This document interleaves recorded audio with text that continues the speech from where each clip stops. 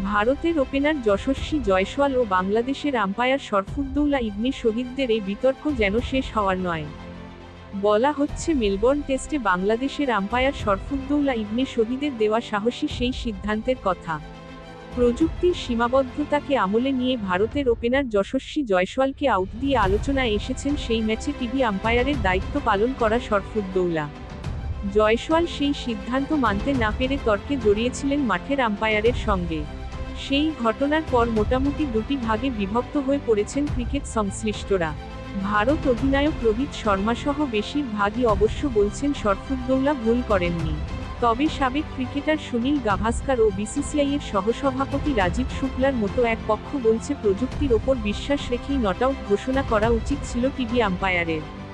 1979 থেকে 1984 সালের মধ্যে ভারতের হয়ে 10টি ওয়ানডে খেলা উইকেটকিপার ব্যাটসম্যান তীব্র সমালোচনাই করেছেন ভারতীয় দলের। খান্না ভারতের কিছু খেলোয়াড়কে সরাসরি মিথ্যাবাদী আখ্যা দিয়েছেন। ভারতীয় বার্তা সংস্থা আইএনএসের সঙ্গে জয়সওয়াল কাণ্ড নিয়ে কথা বলেছেন খান্না।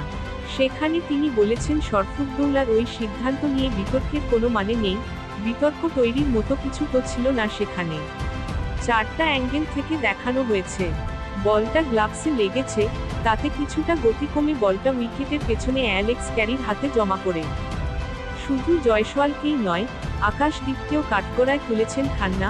আকাশদীপও আউট হওয়ার পর একই কথা বলেছিল, এরা তো মিথ্যাবাদী, আপনাকে আগে সৎ হতে হবে, এরপরই কেবল আপনি জিততে শুরু করবেন। হাতে ব্যাট থাকলে বলা কানায় লেগেছে কিনা সেটি আপনি বুঝবেন কিভাবে? ভারতের ব্যাটিংয়ের সমালোচনা করেও ব্যাটসম্যানদের একহাত নিয়েছেন খান্না। বলেছেন আইপিএল আসলেই ফর্ম ফিরে পাবেন তারা, ওরা কেমন ধরনের ব্যাটিং করছে। আইপিএল আসুক, দেখবেন এই খেলোয়াড়েরাই রান পাবে। অতি আক্রমণাত্মক টি-20 সুলভ ব্যাটিং না করে ইতিবাচক খেলা উচিত। অস্ট্রেলিয়ায় 5 ম্যাচের বোর্ডার গাভাস্কার ট্রফির 4 ম্যাচ শেষে 2-1 ব্যবধানে পিছিয়ে আছে ভারত।